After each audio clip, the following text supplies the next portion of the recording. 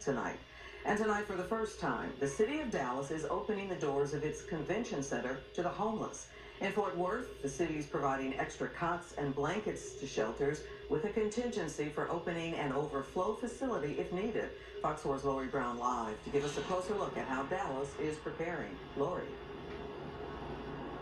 Lori, since Dallas is still grappling with how to house its growing homeless population on brutally cold nights like this one tonight, it is opening up the doors to its own Kay Bailey Hutchinson Convention Center, but only after all of the other shelters are full.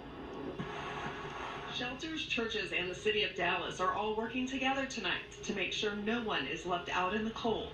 If you're sleeping outside in this weather, you could die. We're going to be in the teens tonight with wind chill. It's going to be 20-mile-an-hour wind.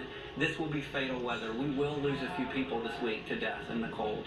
And for the first time, as part of the collaborative effort, there's now a van that is helping the homeless get to shelters. They're going to fill every space, upstairs and downstairs. By opening the doors tonight at Our Calling, a church that serves as a day center for the homeless, the executive director, Pastor Wayne Walker, is operating outside the city's law right now. What do? We violate the city's ordinance, or we violate a much greater calling to keep people alive and to love people well. Jesus said to love your neighbor as yourself.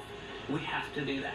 Under city ordinance, most churches are not zoned as homeless shelters, but Oak Lawn United Methodist, anyone is welcome, expects to shelter around 80 people tonight. You know, it's against the law, but we're still going to do it anyway.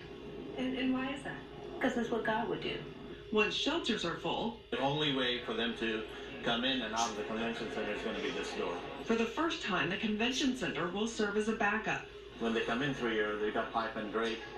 They'll not be allowed to go outside of that area. They'll have a police posted there. Unlike Our Calling, the convention center is doing background checks, and the city says those with warrants for violent crimes will be taken to jail. We know that on any given night, there's approximately between 1,000 and 2,000 individuals that are unsheltered. So we wanted to ensure that the city could step in and allow for that additional overflow. Monica Hartman, director of the Office of Homeless Solutions, says the convention center will also be activated Tuesday night, but the city hasn't yet decided if it will remain a permanent inclement weather option. We do not want to turn anyone away. The city has been working with a group of churches that provide shelter on dangerously cold nights, and Hardman says that she hopes that the city will have a new policy that will address that issue by spring.